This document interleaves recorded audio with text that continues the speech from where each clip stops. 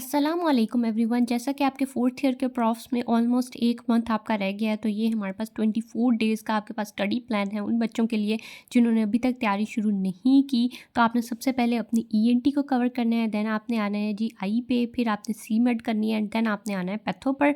ठीक है जी, इसके अंदर मैं आपको रिवाइज़ करने का भी बताऊँगी और साथ ही साथ आपके सारे चैप्टर भी कवर होंगे जो इंपॉर्टेंट वाले हैं, और इंशाल्लाह ये आप चैप्टर करके इंशाल्लाह पास से अच्छे नंबर लेके आएंगे। तो आपने सबसे पहले डे 1 पे अपना स्केड्यूल रखना है कि आपने डे 1 पे नोज़ से स्टार्ट करना है, यानी हम ईएनटी से स्टार्ट करें। 5 दिन हम ईएनटी पढ़ेंगे और 5 दिन में आपका सिलेबस पूरा हो जाएगा। तो आपने नोज़ का चैप्टर नंबर 25 से आपने 32 तक जो उसके इंपॉर्टेंट चैप्टर हैं वो करने हैं डे 1 पे।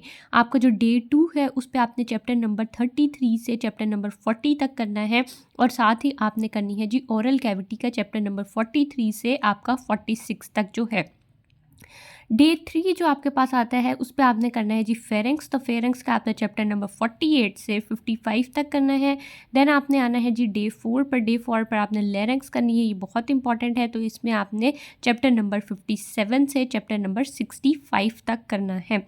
उसके बाद डे 5 जो आपका लास्ट डे होगा, तो इस तरह से आपका नोज़ एंड थ्रोट हो गया पूरा। तो अब आपने करना है जी ईयर, और ईयर का आपने चैप्टर नंबर 8 से लेके चैप्टर नंबर 22 तक करना है। और 8 वाला चैप्टर बहुत इंपॉर्टेंट है, हर साल इसमें से एक एससीक्यू आता ही आता है। तो इस तरह से आपने ये अपने 5 दिन के अंदर ईएनटी को पूरा करना है। अब हम देखते हैं कि आपने आई को किस तरह से करना है। तो आई का आपने डे 6 पर जब आपने ईएनटी कर ली है, तो अब आपने आई से स्टार्ट करना है। आपने आई लिड वाला चैप्टर करना है, बहुत इंपॉर्टेंट है, इसमें से आपका एससीक्यू भी आना है। देन आपने लैक्रिमल सिस्टम करना है, स्क्लेरल करना है एंड यूवियल सिस्टम करना है। उसके बाद साथ में आपके पास ये 3 जो है ये आपके पास माइनर है, एक आई लिड वाला आपके पास मेजर टॉपिक है।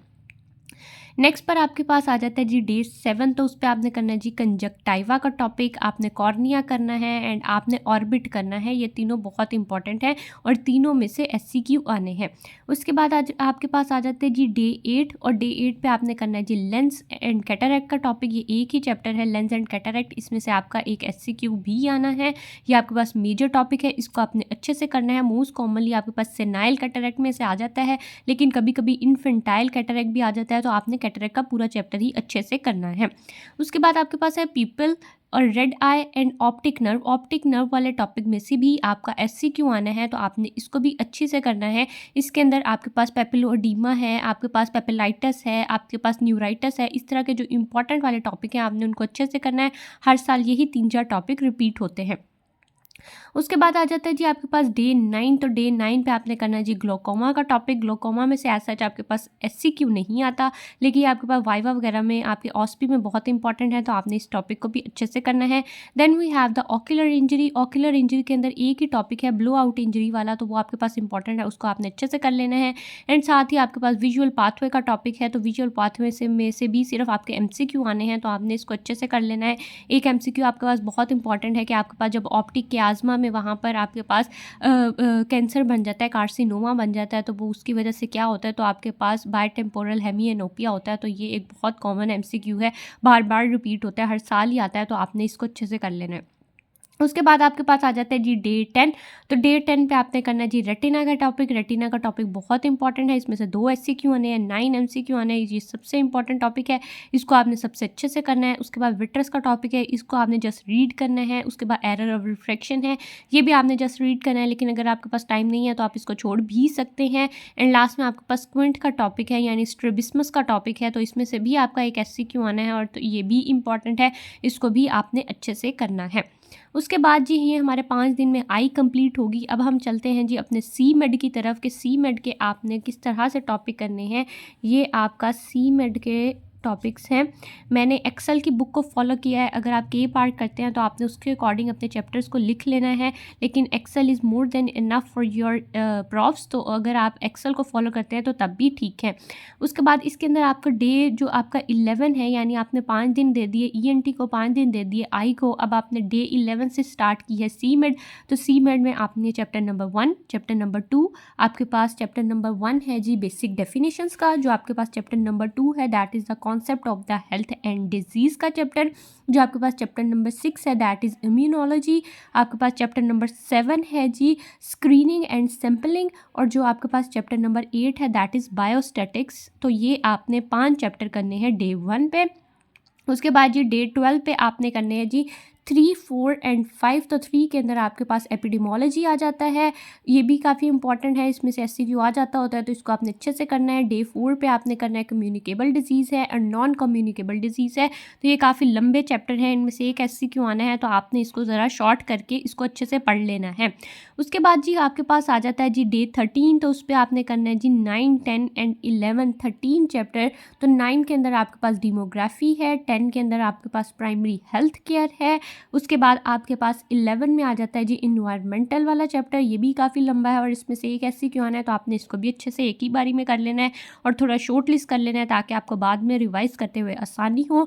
और 13 में आपके पास आ जाता है जी ऑक्यूपेशनल हेल्थ का चैप्टर। उसके बाद आ जाता है जी आपके पास डे 14। डे 14 में आपके पास जो चैप्टर आते हैं उसके अंदर सबसे पहले हमारे पास है 14, जिसके अंदर आपके पास रिप्रोडक्टिव हेल्थ है। 15 आपके पास जिसके अंदर फैमिली प्लानिंग आ जाता है। 16 आपके पास है जी न्यूट्रिशन वाला चैप्टर। उसके बाद 17 है आपके पास जिसमें रेडिएशन है और 18 आ जाता है आपके पास जिसके अंदर कम्युनिकेशन इन हेल्थ एजुकेशन है। तो ये चैप्टर आपने करने हैं अच्छे से। उसके बाद जी हमारे पास आ जाता है जी डे 15। तो डे 15 पर आपने करना है जी सबसे पहले 19 चैप्टर जो आपके पास IMNCI है, ये बहुत इंपॉर्टेंट है, इसके सारे आपने डोजेज और इसको सारे को अच्छे से याद करना है कि किस टाइम पर कौन सी आपने वैक्सीन देनी होती है। ये बहुत इंपॉर्टेंट चैप्टर है, साल इसमें से एक SCQ आता है, ये आपके ऑस्पी में भी बहुत इंपॉर्टेंट है, आपने इसको बहुत अच्छे से करना है। 20 चैप्टर देखें डिज़ास्टर मैनेजमेंट है। 21 देखें आपके पास स्कूल हेल्थ सर्विसेज है। 22 है आपके पास सोशल एंड बिहेवियर सर्विसेज।